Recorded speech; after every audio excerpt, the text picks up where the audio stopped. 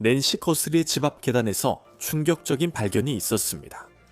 오늘 쇼앵커 사바나 거스리의 84 새어머니 인블러드가 토요일 밤 늦게 실종됐습니다. 그리고 이제 소셜 미디어에서 비난이 확산되자 피마 카운티의 보안관은 이에 반박하며 그 주장들이 허위 정보라고 말하고 있습니다. 로앤크라임에서 이 사건을 다룹니다. 저는 크리스 스튜어트입니다.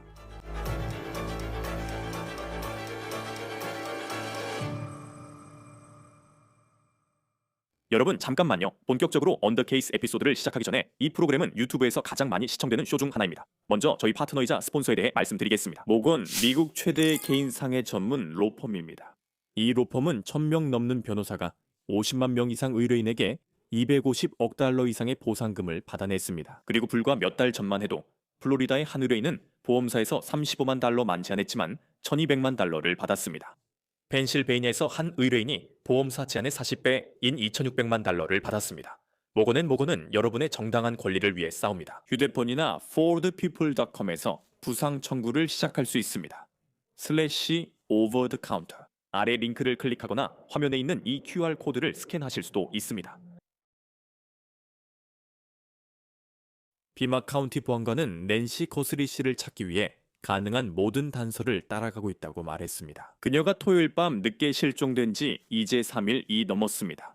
연방 요원들은 휴대전화와 디지털 데이터를 조사하며 그녀를 찾고 있다고 말했습니다. 그들은 여러 대의 휴대전화를 조사하고 있다고 밝혔지만 정확히 누구의 휴대전화를 분석하고 있는지는 불분명합니다. 지금 이건 새로운 영상입니다. 여러분께 보여드리고 싶은데 이 영상은 뉴스네이션에서 가져온 것입니다. 그리고 이게 바로 그 장면입니다. 애리조나 투손 근처 낸시 거스리의 집 앞 계단에서 발견된 혈흔입니다. 그리고 집 앞 계단에 실제로 혈흔이 있는 것을 볼 수 있습니다. 이걸 보고 누군가 심하게 코피를 흘렸을 때 잃을 수 있는 양처럼 보인다고 생각할 수도 있습니다. 하지만 피마 카운티 보안관 측은 이 정보가 사실인지, 그리고 이것이 실제로 낸시 거스리 사건과 관련된 혈흔인지, 그녀에게 무슨 일이 있었는지에 대해서는 확인해주지 않고 있습니다.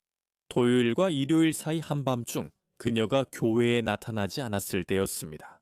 현재 보안관 측은 실험실에 제출할 DNA를 발견했다고 확인해주고 있습니다. 그들은 그 DNA가 무엇인지, 그 DNA가 혈액인지에 대해서는 밝히지 않았지만 그 DNA가 낸시 거스리의 것이라고 말합니다. 그리고 지금 낸시의 집에서 또 다른 잠재적인 증거가 사라졌다는 사실도 있는데 이에 대해서는 잠시 후에 이야기하겠습니다. 낸시, 페이지를 이메일로 보내세요. 참가자 빌런즈, 통치 시간 21시간 후 이 일들. 프레지던트. 낸시는 혈압, 심박조율기, 심장 문제가 있습니다. 지금 들으신 게 뭔지 아시겠어요? 저건 낸시 거스리 씨가 실종됐을 때 2월 1일에 무전으로 전달된 내용을 디스패처가 말하는 새로 공개된 오디오입니다. 우리는 그 디스패처가 낸시 거스리 씨가 심박조율기를 가지고 있고 고혈압이 있으며 심장 문제가 있다고 언급하는 것을 들었습니다. 기억하시겠지만 피마 카운티 셰리프가 그렇게 말했습니다. 그녀는 정신적으로는 굉장히 명석하지만 신체적으로는 몇 가지 제한이 있어서 지금은 혼자서 50야드를 걷지 못할 정도입니다. 심박조율기 때문이죠. 그것 또한 이 이야기에서 매우 중요한 부분입니다. 왜냐하면 그것이 낸시가 언제 집에서 납치되었는지에 대한 타임라인을 맞추는 데 도움이 되고 있기 때문입니다. 다시 말씀드리지만 보안관은 낸시가 밤에 본인 의사와 달리 납치됐다고 했습니다. 그들은 낸시의 집에 들어갔을 때 자신들이 마주한 것이 범죄 현장이라는 것을 깨달았다고 말했습니다. 그리고 낸시가 자의로 집을 떠난 것이 아니며 누군가가 그 집에 들어와서 그녀를 데려간 것이라고 했습니다. 이제 폭스 뉴스 디지털은 낸시 거스리의 애플 워치와 연동된 심박 조율기에 대해 보도했습니다. 그리고 다음날 보안관들이 그녀의 집에 도착했을 때 시계는 여전히 침대 근처 충전기에 꽂혀 있었습니다. 또한 그들은 그녀의 집에서 발견된 휴대전화와 심박 조율기를 가지고 있다고 밝혔습니다. 폭스 뉴스 디지털 보도에 따르면 그 심박 조율기는 일요일 새벽 2시경 마지막으로 그녀의 시계와 연동되었습니다. 지금까지 알려진 사실은 이렇습니다. 마지막으로 낸시 거스리를 본 시간이 언제였는지에 대해 이야기하면 다시 토요일 밤으로 돌아가게 됩니다. 경찰에 따르면 저녁 9시 30분에서 9시 45분 사이에 사바나 거스리의 언니이자 낸시 거스리의 딸인 애니가 저녁 식사 후 낸시를 집에 데려다 주었다고 합니다. 낸시는 이제 애리조나 투손 북쪽 집에서 혼자 살고 있습니다. 이후 무슨 일이 있었는지는 잘 알려지지 않았습니다. 낸시가 교회에 나타나지 않자 일요일 오후 12시 15분에 보안관들이 호출되었습니다. 낸시는 매우 독실한 교회 신자이기 때문에 일요일 아침에 그녀가 나타나지 않자 큰 걱정거리가 되었습니다. 보안관은 낸시의 가족이 일요일 오전 11시쯤 그녀가 실종됐다는 사실을 처음 통보받았다고 말했습니다. 우리는 낸시가 자신의 의지와는 다르게 집에서 끌려간 것으로 보고 있으며 현재까지의 상황이 그렇습니다. 그래서 보안관은 지난 며칠 동안 언론에 너무 많은 정보를 공개하지 않으려고 노력해왔습니다. 하지만 이 사건에 관해서는 많은 추측이 돌고 있습니다. 많은 언론사들이 익명의 소식통으로부터 얻은 정보를 내보내고 있고 당국은 이에 대해 대응해야 했습니다. 그리고 그 정보 중 하나가 바로 보안관 부서에서 확인하지도 부인하지도 않은 언론사에 보내졌다는 이른바 협박 편지입니다. 화요일에 말이죠. TMZ가 그 편지를 처음으로 받았다고 보도한 곳입니다. 그리고 나서 투손의 지역 텔레비전 방송국을 포함한 여러 다른 언론사들도 누군가 자신들에게도 협박 편지를 이메일로 보냈다고 밝혔습니다. 그래서 TMZ는 화요일 아침에 이 편지를 받았다고 밝혔고 그 편지에는 구체적이고 상당한 양의 비트코인을 요구했다고 전해졌습니다. 수백만 달러 상당의 비트코인을 특정 비트코인 주소로 보내라는 요구였고 TMZ는 그 비트코인 주소가 실제 존재하는 것임을 확인할 수 있었다고 밝혔습니다. 그 편지에는 돈 송금 기한과 송금하지 않으면 생길 일에 대한 내용도 포함되어 있다고 TMZ가 전했습니다. 그래서 보안관 사무실은 이 몸값 요구 편지에 대한 많은 이야기들에 대응하여 소셜미디어에 이런 글을 올렸습니다. 이렇게 언론사들에 보내졌다는 이른바 몸값 요구 편지들에 대해 보안관은 이렇게 말했습니다. 인용문입니다. 우리는 낸시 거스리 수사와 관련된 몸값 요구 편지에 대한 소문을 인지하고 있습니다. 우리는 모든 제보와 단서를 매우 진지하게 받아들이고 있습니다. 들어오는 모든 정보는 FBI와 협력 중인 우리 형사들에게 바로 전달됩니다. 그러니까 이 편지들이 진짜라는 확정도 아니고 그렇다고 부정하는 것도 아닙니다. 그리고 오늘 아침 일이 있었죠. 투데이쇼에서는 그 협박 편지들이 입증되지 않았다고 보도했습니다. TMZ는 또한 그 편지에 낸시 거스리와 관련된 특정 물건에 대한 구체적인 내용이 담겨 있었다고 주장했습니다. 그래서 그게 이야기의 한 부분입니다. 조사가 계속되며 어떤 사실이 드러날지 지켜보겠습니다. 하지만 저는 뉴스네이션이 투손에 있는 낸시 거스리의 집 앞 계단에서 촬영한 이 영상으로 다시 돌아가고 싶습니다. 이제 링 도어벨 카메라 같은 것이 설치될 수 있는 마운트가 보이지만 정작 그 장치, 즉 카메라는 없다는 점이 주목받고 있습니다. 그리고 그 카메라가 납치 이전에 설치되어 있었는지 아니면 낸시 거스리를 납치했을 가능성이 있는 누군가에 의해 철거된 것인지는 불분명합니다. 또는 법집행기관이 증거물로 수거했을 수도 있습니다. 보안관이 기자회견에서 그 질문을 받았을 때 답변하지 않았다는 점이 흥미롭습니다. 셰리프, 저희는 집 앞 카메라가 없어진 걸 확인했습니다. 범인이 의도적으로 가져갔다고 보십니까? 그건 잘 모르겠습니다. 저희도 그 부분을 조사하고 있습니다. 한 가지 말씀드리자면 링 도어벨 카메라 사용자는 이미 잘 아실 겁니다. 만약 그녀가 정상적으로 작동하는 링 카메라를 가지고 있었다면 그 카메라에 녹화되는 계정이 있었을 겁니다. 그리고 그 영상은 클라우드로 전송됩니다. 보안관들은 낸시의 휴대폰을 확보했다고 밝혔고 FBI는 여러 휴대폰을 분석 중이나 누구의 것인지는 불확실합니다. FBI가 하고 있는 일에 관해서는 저희는 다음과 같은 지원을 제공하고 있습니다. 주로 분석적이고 기술적인 지원을 다음과 같은 방식으로 하고 있습니다. 저희는 휴대폰을 다운로드하고 분석하고 있으며 기지국 정보를 확보하고 면담을 진행하고 보안관실이 필요로 하는 모든 수사 지원을 제공하고 있습니다. 저희는 모든 각도에서 이 사건을 조사하고 있지만 여러분의 도움이 필요합니다. 오늘 반드시 이야기해야 할 보고서도 있습니다. 이 보고서는 사건의 이른바 주요 용의자와 관련된 내용이 돌고 있기 때문입니다. 그래서 기자 애슐리 벤필드가 자신의 팟캐스트 드롭 데드 시리어스와 오버나이트에서 화요일과 수요일 사이에 엄청난 폭로를 했습니다. 그녀는 이 수사와 매우 가까운 정말로 내막을 잘 아는 익명의 법 집행 기관 소식통이 있다고 주장했습니다. 그리고 그 소식통은 그녀에게 낸시 거스리의 사위가 이번 사건의 주요 용의자라고 말하고 있습니다. 그 소식통은 또한 애슐리 벤필드에게 낸시 거스리의 집 뒷문이 활짝 열려 있었다고 전했다고 합니다. 집 앞 계단에 피가 있었고 이는 법 집행기관이 확인한 사실입니다. 그들은 이에 대해 별다른 정보를 제공하지 않았고 그리고 이 집의 뒷문이 활짝 열려 있었습니다.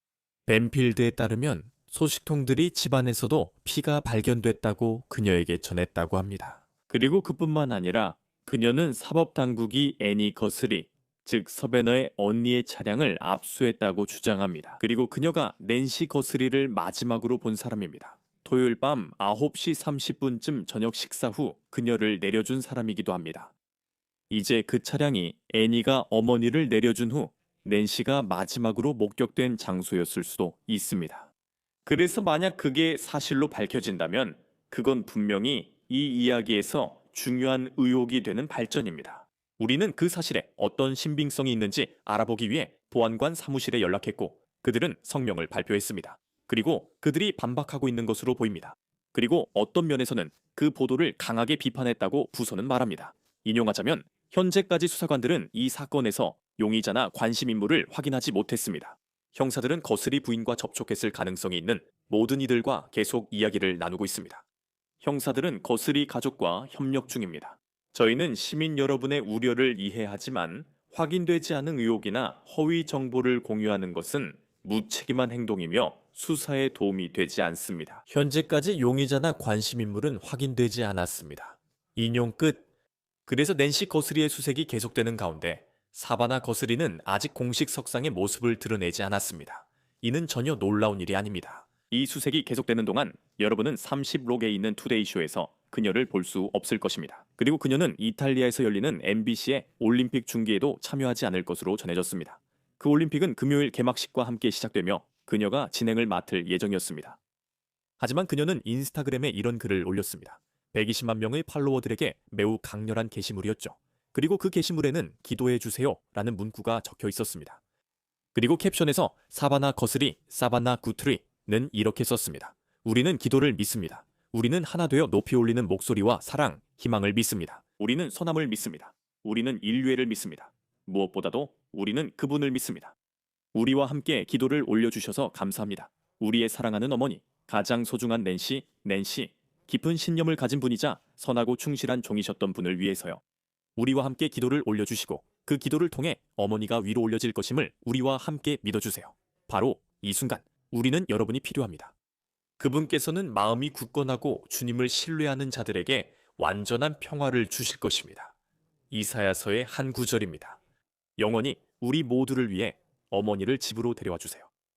서베너 거스리, 사바나 구트리는 텔레비전 뉴스에서 가장 잘 알려진 얼굴 중 한 명입니다. 그녀는 2012년부터 투데이쇼의 진행자를 맡아왔습니다. 그녀는 애리조나주 투손에서 자랐습니다. 그녀는 또한 투손에 있는 애리조나 대학교에서 대학을 다녔습니다. 이제 그녀에게는 2명의 형제가 있습니다. 남동생과 그리고 우리가 이미 이야기했던 언니 애니 안니에가 있습니다. 그녀의 아버지는 그녀가 10대였을 때 심장마비로 돌아가셨습니다. 그리고 그녀는 어머니와 매우 가까운 사이이고 언니와도 매우 가까운 사이입니다. 그녀는 그 유대감에 대해 공개적으로 말한 적이 있습니다. 두 사람 모두 투데이쇼에 출연했고 이 사진이 그 증거입니다. 이 사진은 세베나가 올해 크리스마스가 끝난 후 어머니와 함께 페이스북에 올린 사진입니다. 현재 낸시 거스리의 집에 누가 출입할 수 있었는지도 불분명합니다. 그녀는 혼자 살고 있었습니다. 보안관이 언급한 그녀의 건강 문제를 떠올리면 집에서 돌보는 간병인이 있었는지 궁금합니다. 잔디 손질을 도와주는 사람들이 오기도 했나요? 그 정보는 완전히 명확하지 않습니다. 다시 말씀드리면 그녀가 정기적으로 교회에 다녔다는 것과 가족들과 매우 가까웠다는 것은 알고 있습니다. 그리고 그녀의 큰딸 애니가 투손에 산다는 것도 알고 있습니다. 그리고 낸시 거스리 씨가 실종되기 전날 저녁에 그들이 함께 저녁 식사를 했다는 것도 알고 있습니다. 그래서 지금으로서는 정말 많은 의문점들이 있습니다. 보안관은 많은 정보를 공개하지 않고 있습니다. 그는 수요일에 기자회견을 열었지만 그 자리에서 큰 진전이 있지는 않았습니다. 그리고 보안관은 지금 시점에서는 추가 소식이 있을 때만 속보로 대응할 것이라고 말했습니다.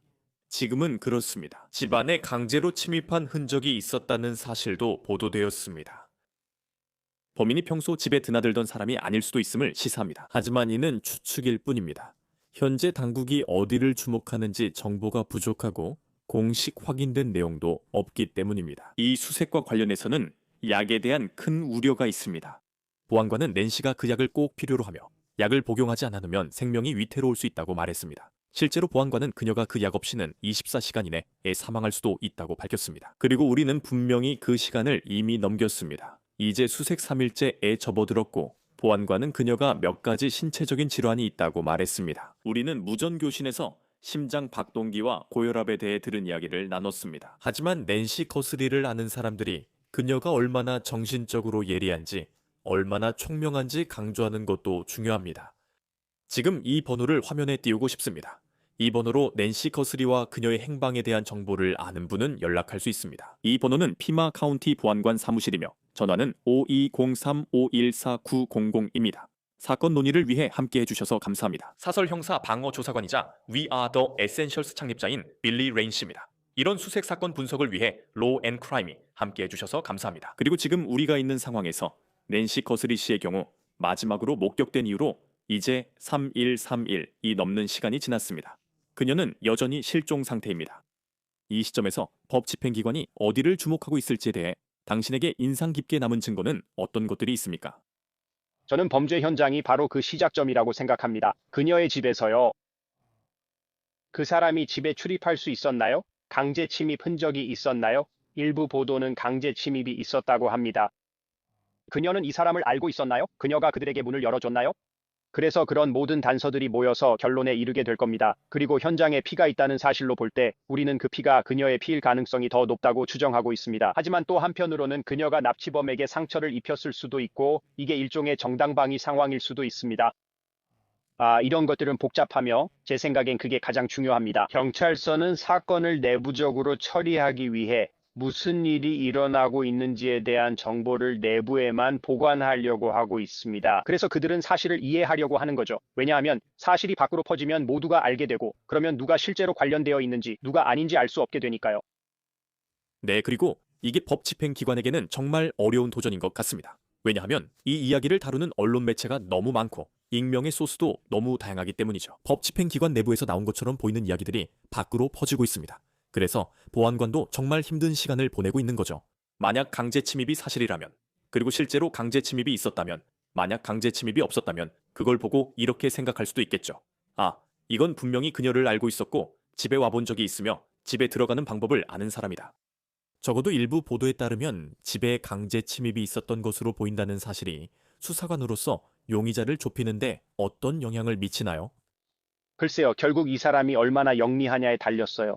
그 사람이 일부러 강제 침입 상황을 만들었을 수도 있습니다. 그래서 경찰이 가족 외부를 더 주목하게 만들 수 있죠. 그들은 그녀를 알던 사람들이에요. 제 생각에는 누군가가 감시를 하거나 아니면 그냥 그녀를 잘 알아서 그녀의 패턴을 알고 있었던 것 같아요.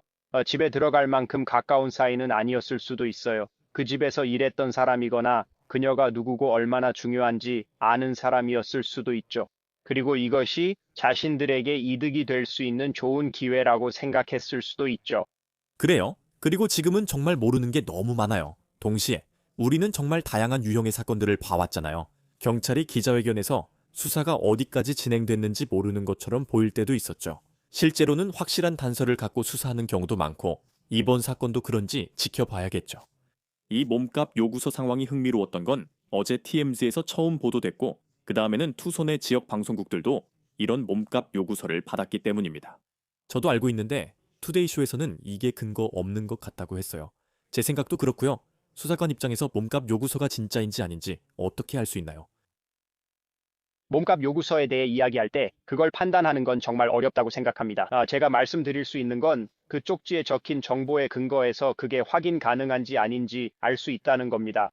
누군가가 법 집행기관을 속이려고 했을 거라고는 별로 생각하지 않습니다. 아니면 더 많은 노출을 얻으려고 언론을 속이려고 했을 수도 있죠. 그래서 언론사에 그걸 보냈을 수도 있습니다. 이 사람들은 범죄 현장에서 무슨 일이 있었는지 모를 거야 라고 생각하면서 말이죠. 그리고 우리가 거기에 몇 가지 세부 정보를 넣으면 그들이 이걸 더 널리 알릴 가능성이 높아진다고 생각했을 겁니다. 이런 경우를 얼마나 자주 봤는지 주목해보세요. 왜냐하면 제 말은 이게 사실이 아니라면 누가 했든 간에 84세의 여성을 납치할 사람이라면 그건 정말 대단한 일입니다. 하지만 만약 이게 가짜 협박 편지라면 이런 일이 흔한가요? 세상에는 이건 감정적인 상황이야. 서베너 거스리에게 돈이 많을지도 몰라 라고 생각하는 사람들도 있잖아요. 나는 협박 편지를 보내고 이 가족의 최악의 순간을 이용하려고 하는 거죠. 작은 사건에서도 이런 일이 자주 일어난다는 걸 알면 놀랄 거예요. 사람들은 가족이 위기를 겪고 있다는 걸 알기 때문에 사랑하는 사람에 대한 정보를 주겠다며 돈을 요구하는 경우가 많아요. 그리고 그 시점이 되면 가족을 되찾기 위해 거의 무엇이든 할 준비가 되어 있죠. 그래서 이런 상황을 이용하는 사람들이 있습니다. 심지어 우리가 참여했던 것처럼 덜 알려진 실종 사건에서도요, 작다고 할 수는 없지만 덜 주목받는 수색에서도 이런 일이 일어나죠. 우리는 이런 일을 항상 봅니다. 그래서 가족들에게도 이런 일이 일어날 거라고 미리 말씀드리죠. 저희와 상의하고 여러분이 받은 정보를 저희가 확인할 수 있게 해주세요. 강제 침입 얘기로 돌아가면 예전에 다룬 사건들도 떠오르고 강제 침입이 정확히 뭘 의미하는지 헷갈릴 때가 있습니다. 문이 억지로 열렸다는 건가요? 누군가 창문으로 들어왔다는 건가요?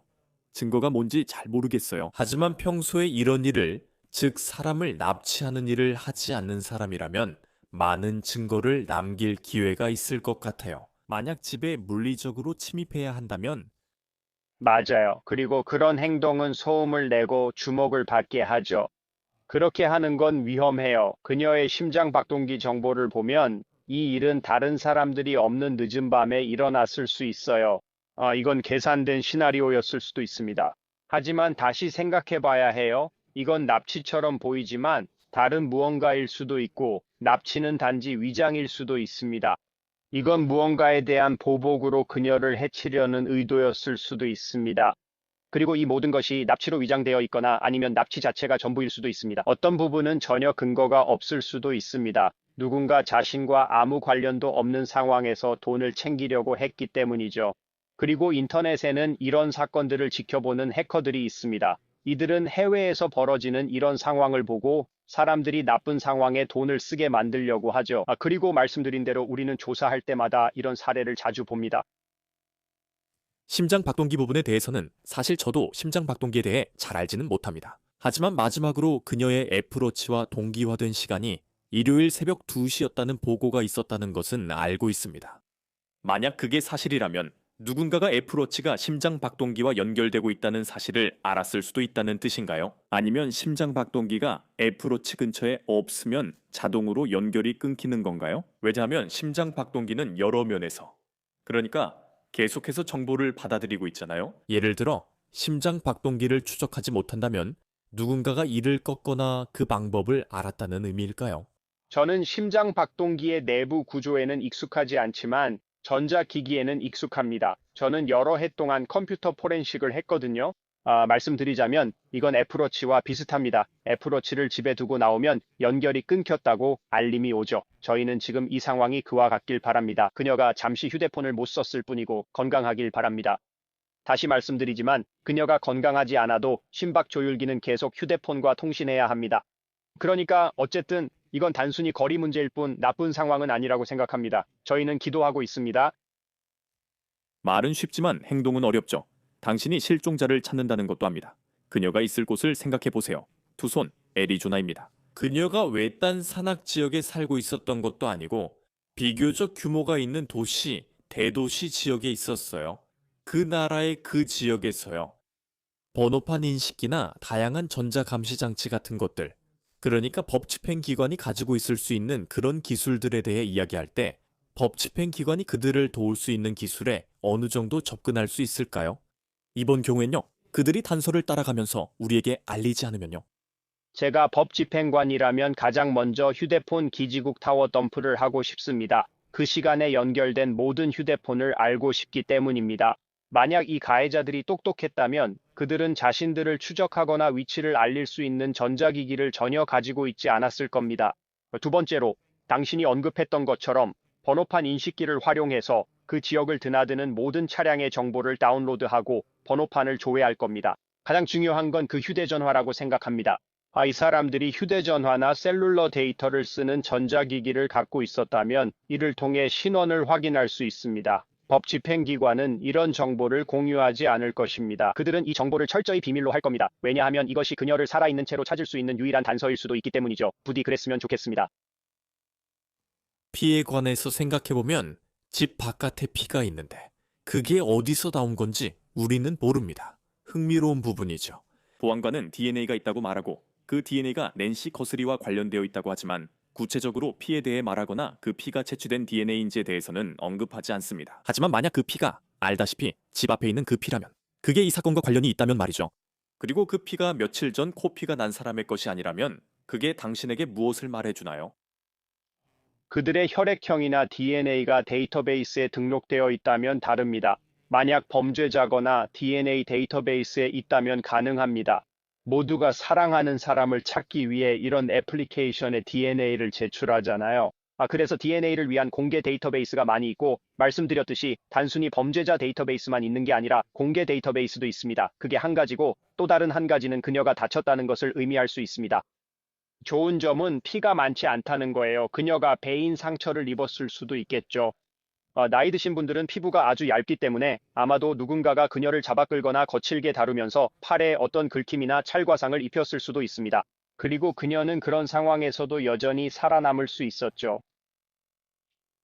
네, 정말 그녀가 살아있길 바랍니다. 이야기의 일부로서 살아있길 바라는 마음이에요. 이제 우리는 3일 72시간이 지났는데, 그러니까 그 시간표가 어떻게 되나요? 이 시점에서 수사기관이 상황을 어떻게 인식하고 시간이 지날수록 압박감을 얼마나 느끼는지 알 수 있습니다. 우리는 그 약과 그녀가 24시간 내 복용하지 않아두면 치명적일 수 있음을 알고 있습니다. 이미 그 기한은 지났습니다. 하지만 누군가를 찾는 일에서 수사기관 입장에서는 저도 압니다. 살인사건은 처음 48시간이 중요하다는 말을 자주 듣죠. 하지만 실종자 사건이나 누군가가 집에서 납치됐을 가능성이 있는 사건에서는 수사기관이 생각하는 시간표는 어떻게 되나요? 시간이 지날수록 수사가 정말로 본격적으로 진행되는 시점은 언제인가요? 처음 48시간이 중요합니다. 그 안에 신속히 현장에 들어가 찾아야 하며 이후엔 모든 조치를 취해야 합니다. 그리고 제가 본 보고서들에 따르면 수색 및 구조팀을 철수시켜 그녀를 찾으려 했다는 점이 정말 놀랍습니다. 솔직히 그런 가능성이 있고 저희가 맡은 사건에서도 그런 사례를 봤기 때문입니다. 저희는 과거에도 유기된 곳에서 살인사건 피해자 2명을 수습한 적이 있어 이번에는 그런 일이 아니길 바랍니다. 하지만 사실 그런 일은 실제로 일어납니다. 83세의 할머니를 어디로 데려가겠습니까? 어디에서 그녀를 돌볼 수 있겠습니까? 이게 유괴입니까? 아니면 유괴보다 더 큰 무언가입니까? 아마 이런 사람들은 내가 그녀를 유괴했다며 돈을 받으려 했을 수도 있습니다. 그리고 이 일과는 전혀 관련이 없습니다. 유괴 사건은 보통 좋은 결말로 끝나지 않습니다.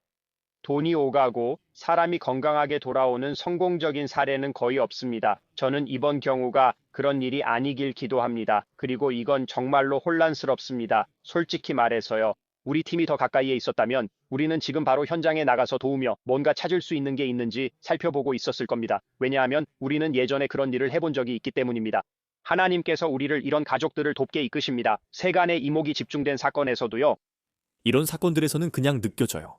분명히 그렇고 이런 사건이 주목받는 이유도 알겠어요. 왜냐하면 사바나 거스리도 아주 유명한 인물이고 그녀의 어머니도 유명한 분이기 때문이죠. 그녀는 투데이쇼에 정기적으로 출연하곤 했지만 우리가 알고 있는 사실만 놓고 보면 84세의 여성이고 혼자 살고 계십니다. 그녀가 한밤중에 집에서 납치된 거잖아요. 제 말은 이런 사건을 당신에겐 업무에서 얼마나 자주 접해보셨나요? 저는 제 업무에서 이렇게 노인이 납치되는 경우는 한 번도 경험해 본 적이 없습니다. 우리는 사람들이 정신적으로 혼란을 겪고 집을 나가는 경우를 본 적이 있습니다. 아마도 이번 상황도 그런 것처럼 보일 수 있겠죠. 그리고 그들은 스스로 그렇게 했습니다. 하지만 누군가가 이렇게 끌려가는 경우는 저희가 이런 상황을 한 번 겪은 적이 있습니다. 하지만 그 경우 가해자가 피해자를 알고 있었고 데려가 해를 가한 뒤 유기했으며 저희가 피해자를 찾을 수 있었습니다. 보통은 이런 일을 벌이는 데서 이득을 얻거나 관심이 있는 사람이 이런 일을 합니다. 이런 일을 하려면 계획이 필요합니다. 그들은 그녀가 언제 집에 있고 어떻게 들어가 어디서 찾고 어떻게 빠져나오는 게 좋은지 알아야 했습니다. 거기에 카메라가 있다는 걸 알고 그 카메라를 무력화시키고 DNA 같은 증거를 남기지 않고 빠져나가는 것까지 포함됩니다. 지문, DNA, 이웃들의 목격, 차량, 번호판 인식기, 라이센스 플레이트 레코그니션까지요. 생각해보세요. 만약 그들이 차에 번호판을 달지 않았다면 라이센스 플레이트 레코그니션이 그들을 잡아내지 못했을 겁니다. 만약 그들이 휴대폰을 가지고 있지 않았다면 휴대폰 신호가 기지국에 잡히지 않았을 겁니다. 그러니까 그들은 증거를 없애고 있는 거죠. 만약 그들이 사람을 찾는 과정을 이해하고 있다면 말입니다. 그리고 저는 분명히 가장 중요한 질문은 낸시 거스리 씨가 어디에 있는가, 그리고 그녀가 괜찮은가 하는 것이라고 생각합니다. 그 질문들이요. 하지만 왜 이런 일이 일어났고 누가 했는지 의문입니다. 어떤 정황에서도 이유가 보이지 않습니다. 우리는 이것이 강도 사건이었다고 들었지만 건강이 안 좋은 여성을 왜 데려갔는지 모르겠습니다. 그냥 이해가 안 되는 부분이 너무 많아요. 이 가족이 행복한 결말을 맞길 바라며 저희도 계속 이 사건을 지켜보겠습니다. 빌리 레인, We Are The Essentials 창립자님, 로 앤 크라임 출연 감사합니다. 단체와 활동에 대해 말씀해 주실 수 있나요? 네, 저희는 그리스도의 인도하심을 받아 실종된 가족을 찾는데 도움이 필요한 가족들을 돕기 위해 나선다고 느끼고 있습니다. 저희는 무료로 일하며 모두 자격증을 가진 사설 탐정이자 전직 경찰 또는 군인입니다.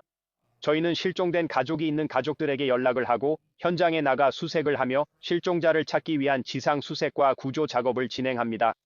저희에 대해 듣고 싶으신 분이 계시다면 저희는 시간을 기부하고 있다는 점을 말씀드리고 싶습니다. 저희는 이 일로 돈을 받지 않습니다. 저희가 하는 일을 믿기 때문에 이렇게 하고 있습니다. 저희의 sa명에 대해 더 알고 싶으시다면 wearetheessentials.com을 방문하실 수 있습니다. 그리고 하나님께서 여러분의 마음에 감동을 주신다면 함께 해주시길 바랍니다.